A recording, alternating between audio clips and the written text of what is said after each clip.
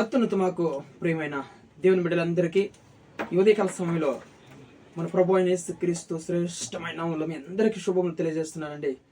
ఎలాగున్నారు? బాగున్నారు కదా? మీరు కుటుంబాలు పిల్లలంతా కూడా క్షేమంగా ఉన్నారు కదండి? క్షేమంగా ఉన్నారని నేను నమ్ముచున్నాను. ఎందుకంటే అది మన విశ్వాసం. క్షేమంగా ఉన్నాము అని చెప్పడమే మన విశ్వాసం కదా. దేవుడు గొప్ప దేవుడు కాబట్టి నిన్నటి సమయం అంతా కూడా మనల్ని కాచి కాపాడి ఈ దినమును మనకు బహుమానంగా ఇచ్చినాడు కాబట్టి ఆయన పరిశుద్ధ నామానికి మహిమ కలుగును గాక. హల్లెలూయా. ఉదయకాల సమయంలో మనం వాగ్దానం కోసం ఎదురు చూస్తున్నాం కదా. పరిశుద్ధ గ్రంథాలు తెరిచినట్లయితే మత్తయి సువార్త 6వ అధ్యాయము 26వ వచనం. Matthews chapter 6 verses 26. మత్తయి సువార్త 6వ అధ్యాయము 26వ వచనం. ఆకాశ పక్షులను చూడుడి, అవి విత్తవు కోయవు, కొట్లలో కూర్చుకొనవు, అయినను మీ పరలోకపు తండ్రి వాటిని పోషించుచున్నాడు. మీరు వాటికంటే బహుశ్రేష్ఠులు కారా? దేవుని నామానికి మహిమ కలుగును గాక. హల్లెలూయా. ఈరోజు మన యొక్క దేవుని ఎదురు నుంచి వచ్చిన వాగ్దానం ఏంటంటే మీరు శ్రేష్ఠులు అంటున్నాడు దేవుడు.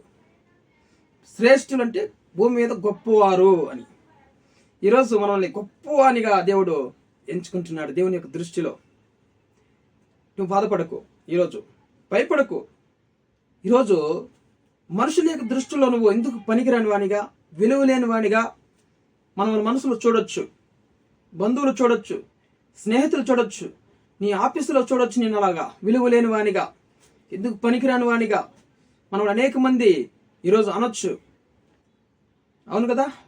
నీకు ఉద్యోగంలో ఉద్యోగం చేయడానికి కూడా యోగ్యత లేదు అంటారు. వ్యాపారం చేయడానికి నీకు యోగ్యత లేదు, నీకు విలువ లేదురా అంటారు. ఎక్కడికి పోయినా విలువ లేని వానిగా మనం చూస్తూ ఉంటారు. కానీ దేవుడు మనల్ని మీరు శ్రేష్ఠులు, గొప్పవారు మీరు అంటున్నాడు దేవుడు. హల్లెలూయా. మనస్సులు పలికే ప్రతి ఒక్క మాటకి నువ్వు బాధపడాల్సిన అవసరం లేదు. నరము లేని నాలిక మనిషిది. ఏదైనా మాట్లాడొచ్చు, ఏదైనా దూషించవచ్చు. ఈరోజు దేవుడు ఆయన బిడ్డల్ని చూడండి శ్రేష్ఠులుగా ఎంచుతున్నాడు. మనల్ని శ్రేష్ఠులు మీరు భూమి మీద అంటున్నాడు దేవుడు. ఆకాశ పక్షులు ఉద్యోగం లేదు, వాటికి వ్యాపారం లేదు, అవి చెట్లు పంటలు వేయవు, అవి వాళ్ళు వ్యవసాయం చేయలేవు. వాటిని చూడండి, అవి విత్తవు కోయవు. వాటిని నేను పోషించలేదా? వాటిని నా దృష్టిలో అవి కూడా నేను ప్రతి ఒక్క పక్షిని, జలసరాశుల్ని, భూమి మీద సమస్తాన్ని నేను జ్ఞాపకం చేసుకుంటుంటే ఈరోజు నేను జ్ఞాపకం చేసుకోలేనా? నువ్వు అన్నిటికన్నా శ్రేష్ఠులు కదా, నువ్వు వాటికన్నా మీరు శ్రేష్ఠులు కదా అంటున్నాడు దేవుడు. మిమ్మల్ని నేను మర్చిపోతానా? ఈరోజు ఉద్యోగం లేదంటే భయము, వ్యాపారం కాలేదంటే భయము, కుటుంబం లేదన్న రోగం వచ్చిందంటే భయము, అనారోగ్య సమస్యలు వస్తే, గొడవలు వస్తే ఇంట్లో భయము. ఈరోజు మరి ఉద్యోగంలో మరి ఎవరైనా ఏమన్నంటే భయము, మరి ఉద్యోగం పోయింది నాకని భయము. ఆకాశ పక్షులు అవన్నీ కూడా ఉద్యోగానికి వెళ్ళలేవే, అవి వ్యాపారం చేయవే, అవి పంటలు వేసి వాటిని లాభం తీసుకోవే.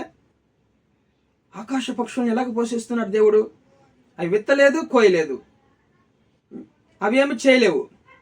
కానీ దేవుడు వాటిని కూడా వాటిని ఎంతగా మరి భావిస్తున్నాడు, ఎంతగా వాటికి ఆహారం ఇస్తున్నాడు, వాటిని పోషిస్తున్నాడో. ఈరోజు నిన్ను విడిచిపెడతాడా? భూమి మీద నువ్వు వాటికంటే గొప్ప శ్రేష్ఠుడు, నేను సృష్టించిన దేవుడు నిన్ను మర్చిపోతాడా? ఆకాశ పక్షుల కంటే నేను శ్రేష్ఠులుగా భావిస్తున్నాడు దేవుడు. మనం ఎంతో శ్రేష్ఠులు కదా. ఈరోజు ఉద్యోగం లేదని బాధపడుతున్నావు, దేవుడు నీకు మంచి ఉద్యోగం ఇస్తాడు. కంపెనీలో భయపడకు. నిన్ను ఆదరించే దేవుడు, నిన్ను పోషించే దేవుడు. నువ్వు శ్రేష్ఠుడివి, శ్రేష్ఠురాలువి. హల్లెలూయా. బాధపడకు, బాధపడాల్సిన అవసరం లేదు. నువ్వు భయపడుతున్నావేమో. మత్తయి సువార్త, అదే మత్తయి సువార్త 10వ అధ్యాయము 29వ వచనం చూడండి. 10:29లో చూడండి. 10:29లో రెండు పిచ్చుకలు కాసుకు అమ్మబడును కదా, అయినను మీ తండ్రి సెలవు లేక వాటిలో ఒకటైనను నేలన పడదు. హల్లెలూయా. దేవుని యొక్క సెలవు లేకుండా చూడండి, ఆ పిచ్చుకలంట ఆకాశం నుంచి ఎగిరేటప్పుడు అవి పడిపోవంట. దేవుని యొక్క సెలవు లేకుండా, దేవునికి తెలియకుండా. రెండు పిచ్చుకలు కాసుకు అమ్మబడతాయి కదా, అయినను మీ తండ్రి సెలవు లేక వాటిలో ఒకటైనను నేలను పడదు అంటున్నాడు దేవుడు. చూడండి, రెండు పిచ్చుకలు అవి కాసుకు అమ్మబడుతున్నాయి. ఈరోజు కాసుకి అమ్మబడను కదా, అయినను మీ తండ్రి సెలవు లేక వాటిల్లో ఒకటైన నేలను పడదు. దేవుని నామానికి మహిమ కలుగును గాక. చూడండి, పక్షులను ఈరోజు చూడండి ఎంత శ్రేష్ఠులుగా భావిస్తున్నాడు దేవుడు. పిచ్చుకల్ని అవి నేలను పడిపోవు కదా, దేవుని యొక్క సెలవు లేకుండా అవి నేలను పడవు. చూడండి ధైర్యంగా ఎలాగ ఎగురుతున్నాయి. ఇవి నేలను పడిపోతామని వాటికి భయం లేదు. ఎందుకంటే దేవుని యొక్క సెలవు లేక అవి పడిపోవు. దేవుడు వాటిని పోషిస్తున్నాడు. దేవుడు హల్లెలూయా. దేవుడిని వాటికి ఎగిరే మరి రెక్కలు ఇచ్చి వాటిని ఎగిరేటట్లు చేస్తున్నాడు దేవుడు. అవి పడిపోవాలన్నా దేవుని యొక్క సెలవు కావాలి. వాటికి ఏమైనా జరగాలన్నా దేవుని యొక్క సెలవు కావాలి. ఈరోజు నువ్వు భయపడుతున్నావా? దేవుని సెలవు లేకుండా నీకు ఏమీ జరగదు. హల్లెలూయా. అవును, యోబు గృహంలో మరి యోబును చూడండి, దేవుడు యోబు చుట్టూ కంచి వేసినాడు. అది దుష్టుడికి తెలిసిపోయింది, సాతానుకు తెలిసింది. దుష్టుడు దేవుని యొక్క సెలవు లేకుండా ఏమీ చేయలేకపోయినాడు. అవును కదా, దుష్టుడు దేవుని యొక్క సెలవు లేకుండా యోబు కుటుంబాన్ని ఏమి చేయలేకపోయినాడు. దేవుడు ఎప్పుడైతే సాతాను అడిగినప్పుడు ఆ కంచె తీసాడో యోబు గృహం చుట్టూ, అప్పుడు సాతానుడు అతన్ని మొత్తడానికి ప్రారంభించాడు. అతని కుటుంబంలో సమస్యలు తీసుకోవడానికి ప్రారంభించాడు.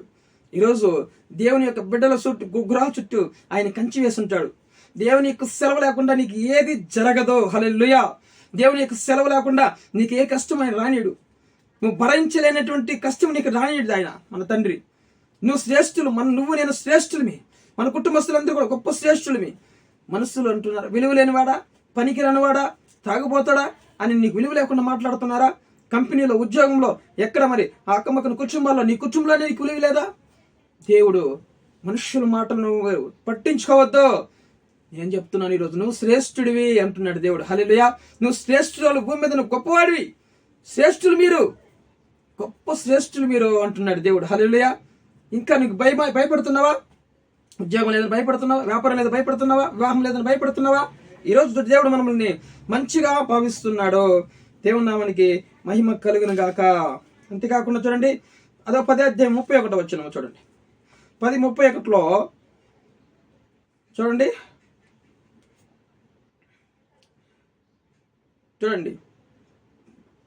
మీరు భయపడకుడి అంటున్నాడు దేవుడు. మీరు భయపడకుడి, మీరు అనేక పిచ్చుకల కంటే శ్రేష్ఠులు. హల్లెలూయా. చూడండి, పిచ్చుకల కంటే శ్రేష్ఠులు. దేవునికి సెలవు లేకుండా అవి కింద పడిపోవు, అవి ఆకాశం ఎగురుతున్నాయి. కానీ పిచ్చుకల కంటే మీరు శ్రేష్ఠులు, పక్షుల కంటే మీరు శ్రేష్ఠులు. కాబట్టి దేవుడు మనల్ని ఈరోజు విడిచిపెడతారు, మర్చిపోతారు అనుకుంటున్నాడా? దేవుడు ఈరోజు భూమి మీద మనల్ని గొప్ప శ్రేష్ఠులుగా ఎంచుతున్నాడు. కాబట్టి దేవుని నామానికి మహిమ కలిగిన గాక.